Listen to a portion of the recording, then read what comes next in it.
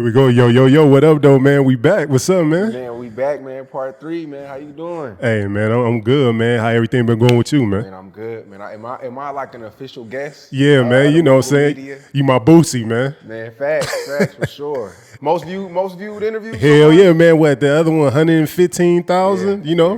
Yeah. You put me up there, man. You know, got my clout up. You know, it's all love when it comes to us. So, you know, a lot of things been going on lately. Yeah. You know what I'm saying? For a minute, we saw you kind of get into it or back and forth a little bit with Rodwave, man. How's that going, man? What happened? I mean, it wasn't no back and forth. You know, his label, who he signed to, we do business. They reached out. They wanted to post on Say Cheese. We tried to tag his name. His name wouldn't pop up. And we was like, damn, like, did he, you know, artists get emotional when they deactivate their account. And we tell the label, like, damn, like, we don't mind doing business, but tell them unblock us. So, you know, so he can see the reaction or like what's going on. Like, I've done nothing malicious to him, never threw shots. I did an interview with you, said he was one of the most solid cats. Like, facts. Never said he owed me anything, never threw shots. You know how sometimes I'll be subliminal, never, like, I was like happy, like, with his success, watching him blow up. You know, a lot of artists that come up and I was a part of, like, sometimes I can't listen to their music. Right. With Rodwave, it was like, I was championing him.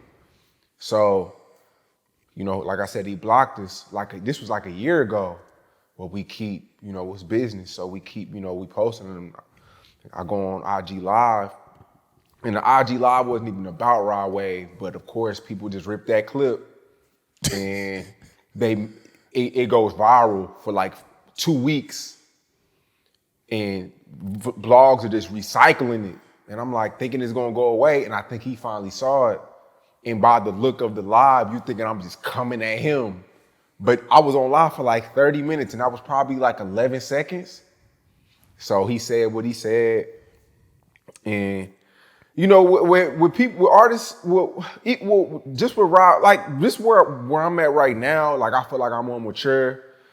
And you know, usually I get on live and I try to, like, you know, carry it on, but social media is so deadly now to where as though you can't argue or debate with people no more because people look at that. That's facts. And think we want to kill each other. Like, people think me and Glock 9 want to kill each other, or me and YB and Armero want to fight each other, or all the people that I got into it with. No, a lot of this shit is entertainment. Like, a lot of times I'll argue with somebody on live and we'll DM each other and be like, LOL, nigga, shut up, nigga, you da-da-da-da-da. But that's why I just say, you know what, I'm a bigger face now. Rodwave's a B-list artist, A-list artist. Well, I don't want to say A-list because that's like Future, Kendrick, but he B, C-list artist making good money. I don't want to go back and forth with him and then people in Florida think I got a problem with A section, and then you know how shit go. Like, people always want to make shit out to what it is. So I just trolled him and played the song and act like I was crying and drinking the beer, the 40. You remember that? Yeah, I saw that. Yeah, and I just was playing with it. Like, sometimes I learned now you can't go back and forth and want to fight and scream with niggas because the fans don't know how to digest it. They think two black men are arguing or disagreeing, they want to kill each other, and then you're making the fans choose a side. So I don't want people to choose a side no more. Man, I'm past that. Like, I'm past trying to, like, troll and have fun because the fans don't know how to have fun. Everything is fight, kill, shoot. It's never just a LOL and going about your day. No, that's real. So I just took the high road and just let him do him because I'm winning, he's winning. What's the beef about, bro? Do you think y'all will ever have a conversation to just kind of clear the air to smooth things over? It's just kind of like... Well, actually, when he said what he said on his story, because he tagged me in the story and everything, I'm talking about, man, like, I've never seen my story have a 250,000 views in the story. Damn. Like, so I'm like, damn. So we DM each other. We cussing each other out in the DMs through, like, while that's going on. But I'm not the type to screenshot and put on Say Cheese or put on my page, because I felt like it wasn't a friendship, but I felt like what we did in that short period of time was, like, respected. Like, no doubt. But nah, he cussed me out in the DMs. I called him names. He called me names. And that was that. You know what I'm saying? I was just like, yo, I never wanted nothing from you. Like, I never threw nothing in your face. You know what I'm saying? I never said I made you. Like, if you go back and look at the interview, I said, yeah, I got him a deal, but he was talented. He had Heartbreak Hotel and all that other shit. You know what I'm saying? But I feel like he was already dope. I just threw gasoline on it. Like, I never ran around and said I made him, no. Like, other artists, I kind of can say that, but with Rodwave, nah. Like, I did get him his deal, though. Facts. No doubt. Like, and so then lately, I seen you been pushing, like you built a cool relationship with BFB Pac-Man. Yeah, BFB, that's my guy. BFB the Pac-Man, that's my guy. One of the, because this other artist cool too, so I don't want to disrespect them, but BFB the Pac-Man is one of the most solid individuals I worked with. He never complains. He never points the finger. He never takes things personal. He invests. He's funny. He has a story. He's a kid from Michigan. Like, you know what I'm saying? Well, like, Michigan's a very thorough place. You know what I'm saying? Flint, Detroit.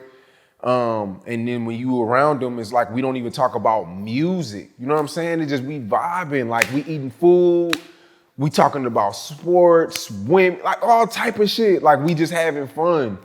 And I just respect how strategic he was with his game plan. He had it all figured out. Gotcha. And that's another artist who he did what he did on his own. I didn't make him.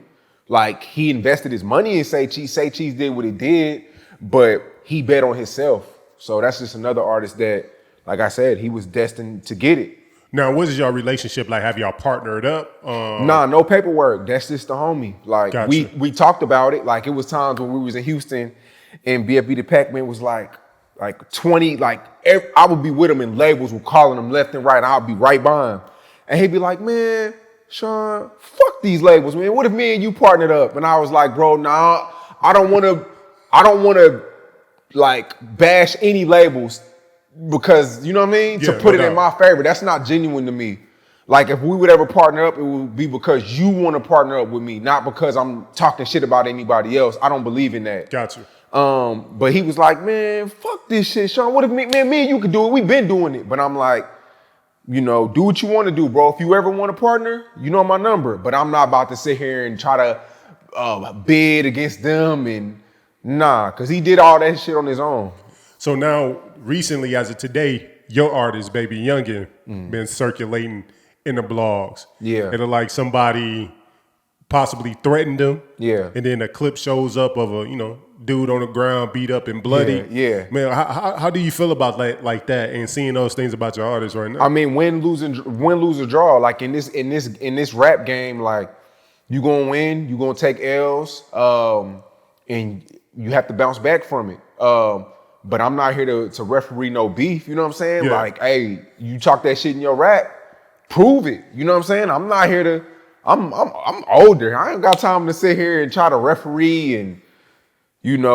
That's just what comes with being an artist and talking about what you talk about in your music. That's why I hate when artists have guns in their music, because it's like when you talk about violence or when you talk about a certain situation, when real life comes, you gotta stand on that.